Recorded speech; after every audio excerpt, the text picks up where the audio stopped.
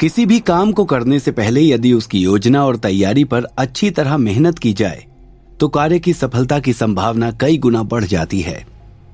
जैसे किसी मजबूत पेड़ को काटने के लिए कुल्हाड़ी से उस पर शक्तिशाली वार करने की बजाय कुल्हाड़ी की धार तेज कर ली जाए तो काम आसान हो जाता है। रानी भाग्यलक्ष्मी और लारा तो न जाने कितने सालों से ये तैयारी कर रही थी।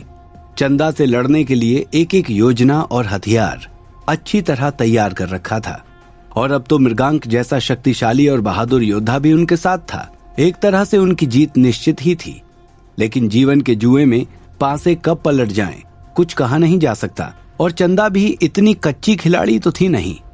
कहीं वो एक बार फिर हाथ से छिटक गई तो जीती हुई बाजी भी उल्टी न पड़ जाए। क्या होगा इस युद्ध का परिणाम? चंदा की चालाकी जीतेगी या भाग्यलक्ष्मी का इंतजार? क्या मृगांक देवयानी को वापस पाने में सफल होगा? विश्वाजी के महल में आज एक अनुष्ठान चल रहा था। बड़े ज्योतिषी और पंडित बुलाए गए थे। मृगांक के स्वस्थ होने के उपलक्ष्य में मधुमती देवी ने इस हवन का आयोजन किया था। 2-3 दिन के अच्छे आराम के बाद मृगांक लगभग स्वस्थ हो चुका था। हवन की धूमधाम से परे एक कमरे में सन्नाटा छाया हुआ था। मृगांक, भाग्यलक्ष्मी, लारा, शताक्षी और आचार्य कश्यप बैठकर आगे की योजना तैयार कर रहे थे। भाग्यलक्ष्मी ने कहा, जबकि हमें पता है कि चंदा ने ही देवयानी का अपहरण किया है, हमें अपना काम इस तरह से करना होगा कि वो देवयानी को कोई नुकसान न पहुंचा सके, सांप भी मर जाए और लाठी भी न टूटे। उसकी बात पर सभी ने सहमति व्यक्त की, लेकिन लारा अभी चुपचाप बैठी हुई थी। भाग्यलक्ष्मी ने उसकी ओर देखा तो उसे कुछ अजीब लगा। उसने लारा से पूछा, क्या हुआ लारा, क्या सोच रही हो? लारा ने कोई जवाब नहीं दिया, बस एक नजर उठाकर मृगांक की ओर ऐसे देखा जैसे वो कुछ कहना तो चाहती है लेकिन वो कह नहीं पा रही। क्या बात है लारा? क्या कोई ऐसी बात है जो अब तक तुमने हमें नहीं बताई है? लारा ने सिर हिलाकर हाँ कहा। सब चकित होकर उसकी ओर देखने लगे। सबसे ज्यादा आश्चर्य में तो रानी भाग्यलक्ष्मी थी। आज तक तो ऐसा कभी नहीं हुआ कि लारा ने कोई बात उससे छिपा ली हो। लारा को चुप देखकर भाग्यलक्ष्मी ने पूछा, क्या बात है लारा, सब ठीक है ना? भाग्यलक्ष्मी को उसकी चुप्पी से अब थोड़ा डर सा लगने लगा था। अब लारा को बोलना ही पड़ा। बात यह है रानी जी कि चंदा चाहकर भी देवयानी को कोई नुकसान नहीं पहुंचाएगी जब तक। इतना कहकर वो फिर चुप हो गई। मृगांक को समझ में नहीं आया कि इस बात पर उसे खुश होना चाहिए या दुखी। लारा ने अभी अधूरी बात ही बताई थी, इसलिए उसके मन में तरह तरह की शंकाएं सर उठाने लगी। लेकिन वो लारा को अभी इतनी अच्छी तरह भी नहीं जानता था कि पूरी बात कहने के लिए उस पर जोर डाल सके। ये काम तो सिर्फ भाग्यलक्ष्मी ही कर सकती थी। भाग्यलक्ष्मी ने सवालिया नजरों से लारा को देखा। इस बार उसकी बाहों पर बल पड़ गए थे। लारा ने कहना शुरू किया, बात कई हजार साल पुरानी है। प्रकृति पूजक कबीले के लोग तब सारी दुनिया में फैले हुए थे और एक जगह रहने की बजाय यहां से वहां घूमते रहते थे। प्रकृति यानी सूर्य, चंद्रमा, जल, अग्नि, वायु और वृक्षों की उपासना करना ही उनका धर्म था। धीरे धीरे उन्होंने बहुत सी शक्तियां इकट्ठी कर ली। वे इतने शक्तिशाली हो चुके थे कि आम लोग उनसे डरने लगे और डर के कारण दूर दूर रहने लगे। कई जगहों पर इस कबीले के लोगों पर जादू टोना करने के आरोप भी लगाए गए। धीरे धीरे आम लोगों ने इस कबीले से पूरी तरह से संबंध तोड़ लिया। इन्हें गांवों, नगरों और राज्यों से निकाला जाने लगा। इतना कहकर लारा सांस लेने के लिए रुकी। सभी ध्यान से उसकी बात सुन रहे थे। उसके रुकने से जैसे क्रम टूट गया हो। भाग्यलक्ष्मी बोल पड़ी, फिर क्या हुआ लारा? लारा ने आगे कहना शुरू किया। फिर गांव को छोड़कर कबीले के लोगों ने जंगलों में रहना शुरू कर दिया। ये दुनिया भर के जंगलों में फैलने लगे। सभ्य समाज से नाता पूरी तरह टूट जाने के कारण इनके रहन सहन में भी काफी फर्क आ गया। वस्त्रों से लेकर खान पान तक बदलने लगा। लेकिन जंगल के जानवर और बाकी निवासी इनसे बहुत खुश थे। कबीले के जंगल में बसने के बाद यहाँ एक व्यवस्था सी आ गई थी। ये बात जंगल के राक्षसों को खटकने लगी। ये कहकर लारा ने एक बार मृगांक को देखा। उसकी आंखों में आश्चर्य और जिज्ञासा देखकर लारा ने आगे बताया, जंगल के रक्षक कबीले के आम जनता से अच्छे व्यवहार थे। यहाँ तक कि उन सब में कभी कभी विवाह भी हो जाते थे। राक्षसों ने बहुत सोचा कि प्रकृति पूजक कबीले को किसी तरह बाहर निकाल दिया जाए, लेकिन उन्हें कोई बहाना नहीं मिल रहा था। आखिरकार ये उसी प्रकृति की उपासना कर रहे थे जिसका हिस्सा जंगल भी थे। और ये किसी भी तरह से प्रकृति को नुकसान नहीं पहुंचाते थे। तभी चंपावती के आसपास के जंगलों में एक नया राक्षस राजा बनाया गया। ये आम राक्षस नहीं था, बल्कि इसके रक्त में एक तात्विक और राक्षस दोनों का मिश्रण था। इस कारण इसकी शक्तियां कई गुना बढ़ गई थीं। इसके अलावा इस राजा ने प्रकृति पूजकों से भी बहुत सी विधियां सीख ली थीं, जिनका समय आने पर उन्हीं के खिलाफ इस्तेमाल किया जा सके। उनके खिलाफ इस्तेमाल मतलब क्या कोई युद्ध हुआ था? भाग्यलक्ष्मी ने पूछा। लारा बोली, युद्ध नहीं, भयंकर युद्ध हुआ था।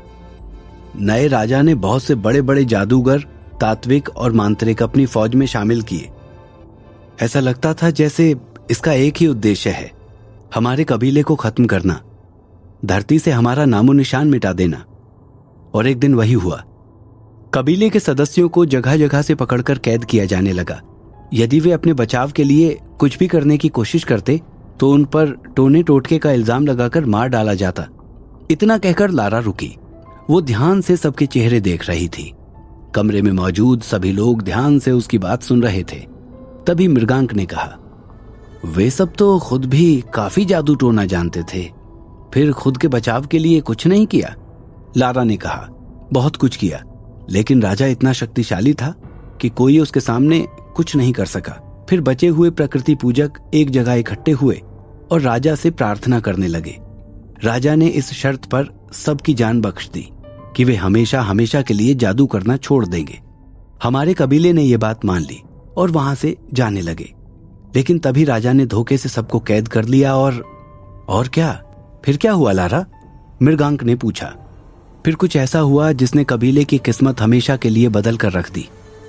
राजा ने कैद किए हुए कबीले को समय के दूसरी ओर किसी और दुनिया में धकेल दिया। लारा ने कहा तो सब एक साथ चौंक पड़े। मृगांक ने पूछा, दूसरी दुनिया मतलब जहां से तुम दोनों आई हो? लारा ने कहा, हाँ, वही दुनिया। और जानते हो उस राजा का नाम क्या था? वन रक्षक राजा मृगदेव। ये नाम सुनकर मृगांक जैसे आसमान से गिरा। क्या? मृगदेव? मृगदेव तो? लारा ने कहा, हाँ मृगांक, मृगदेव तुम्हारे पूर्वज थे। लेकिन मृगदेव को भी इसकी सजा मिली और उनकी तुरंत मृत्यु हो गई। वन रक्षकों को प्रकृति पूजकों का शाप लगा और उनकी संख्या घटने लगी।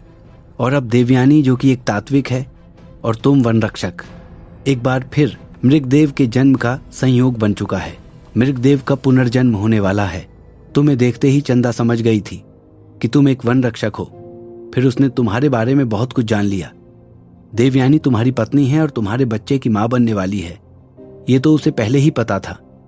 मृगांक ने पूछा, तुम्हें क्या लगता है लारा, इतने सालों बाद मुझसे वो क्या चाहती है? लारा बोली, वो तुमसे कुछ नहीं चाहती मृगांक। शायद वो मृगदेव के जन्म का इंतजार कर रही है। इसके अलावा मुझे और कुछ पता नहीं है। इतना कहकर लारा चुप हो गई। मृगांक अपना माथा पकड़कर बैठ गया। उसे समझ में नहीं आ रहा था अब उसे क्या करना चाहिए। उसे यह भी लग रहा था कि लारा भी तो प्रकृति पूजक कबीले की ही सदस्य है, कहीं वो भी तो उसका अनिष्ट नहीं चाहती। लारा समझ गई कि इस समय मृगांक के मन में क्या चल रहा है। उसने कहा, तुम्हें लग रहा है कि मैं भी उसी कबीले से हूं, तो कभी मैं भी चंदा की तरह, लेकिन ऐसा कुछ नहीं है मृगांक। जो हुआ उसमें तुम्हारी या देवयानी की कोई गलती नहीं है, ना ही उस सब से मेरा कोई लेना देना है। वैसे भी इस बात को हजारों साल बीत गए हैं, लेकिन चंदा जिस तरह की इंसान है वो इस बात का फायदा जरूर उठाना चाहेगी। मृगांक को चुप देखकर आचार्य कश्यप ने कहा, लारा ठीक कह रही है मृगांक। अब वैसे भी हमें ये सब सोचना छोड़कर अपनी योजना पर ध्यान देना चाहिए। मृगांक कुछ सोचकर बोला, आप ठीक कह रहे हैं आचार्य। पहले क्या हुआ ये सोचना छोड़कर हमें अब क्या करना है इस पर ध्यान देना चाहिए। लेकिन लारा, बहुत बहुत धन्यवाद, तुमने जो बात आज बताई उससे आगे हमें बहुत मदद मिलेगी। इसके बाद वे सब एक बार फिर अपनी योजना बनाने में जुट गए। बहुत जल्द ही उन्हें चंदा को खोजने निकलना था। उधर अधीश और समीर के सामने जो दृश्य था वो बहुत ही अजीब था और भयानक भी। एक बहुत बड़े आकार की मकड़ी, ये बिल्कुल उन्हीं मकड़ियों की तरह थी जिनसे उन सब का पहले सामना हो चुका था, लेकिन ये मकड़ी बहुत ही ज्यादा बड़ी थी। ये मकड़ी सफेद कपड़े में लिपटी सभी लाशों को खींच खींच कर बाहर से इस जगह पर इकट्ठा कर रही थी। समीर ने धीरे से कहा, अधीश जल्दी से चलो यहां से, हमें यहां नहीं रुकना चाहिए। ये कहकर समीर ने अधीश का हाथ पकड़कर खींचा, लेकिन अधीश वहीं खड़ा रहा। समीर ने देखा उसकी नजर कहीं और ही टिकी हुई है। समीर ने जब उस दिशा में देखा तो वो एक बार फिर घबरा गया। वहां एक पुरुष मूर्ति थी जो मकड़ी को निर्देश दे रही थी, लेकिन वो कोई सामान्य मूर्ति नहीं थी, वो जल रही थी। ऐसा लग रहा था जैसे वो मूर्ति आग से ही बनी हुई हो। मकड़ी एक एक कर लाश पर से धागों से बना कफन उतार रही थी। अधीश ने बिल्कुल धीमे स्वर में कहा, नहीं समीर, हम यहां से नहीं जा सकते। समीर झुंझलाया, यहां रुककर तुम और क्या करना चाहते हो? शायद ये इस किले की रक्षक शक्तियां हैं जो इन लाशों को ठिकाने लगा रही हैं। अधीश समीर का हाथ पकड़कर एक कोने में ले गया और बोला, समीर, एक बात मेरे मन में आ रही है। पहले हमें लगता था कि इन सब लोगों को उन जहरीली मकड़ियों ने मारा है, लेकिन अभी हमने देखा कि इन मकड़ियों को वो मूर्ति निर्देश दे रही है। ज्वाला दत्त ने कहा था ना कि ये मकड़ियां किसी और के इशारे पर काम करती हैं। शायद ये वही है। समीर ने कहा, हाँ, लेकिन हमें इस सब से क्या मतलब है? अब हमें आगे जाना चाहिए, वरना इनमें एक एक लाश हमारी भी होगी। अधीश बोला, नहीं समीर, ये लाशें नहीं है, ध्यान से देखो। हमें तो पहले भी शक हुआ था कि ये सब जीवित हैं, लेकिन तब जांच करने का मौका नहीं मिला। और वैसे भी मरे हुए मांत्रिकों की लाशों को ये इस तरह इकट्ठा क्यों करते? समीर को अधीश की बात ठीक लगी। उसने ध्यान से लाशों को देखा। वास्तव में वे जीवित थे, वरना इतने वर्षों में तो वे लाशें कब की सड़ गल चुकी होती। लेकिन उन्हें देखकर ऐसा लगता था जैसे वे सब गहरी नींद में सो रहे हों। तभी अधीश की नजर ईला पर पड़ी। मकड़ी उसके चारों ओर लिपटा कफन धीरे धीरे खींच रही थी। ईला को देखकर अधीश अपने को रोक नहीं सका और इस अग्नि मूरत के सामने जाकर खड़ा हो गया। समीर ये देखकर कांप गया। वो जानता था कि अधीश दुस्साहसी है, लेकिन ये तो सरासर बेवकूफी ही थी कि वो खुद जाकर किसी रक्षक शक्ति के सामने अड़ जाए, वो भी तब जबकि वे लोग पहले ही उन मकड़ियों की शक्ति देख चुके थे। कौन हो तुम और ये सब क्या हो रहा है? अधीश ने चिल्लाकर कहा।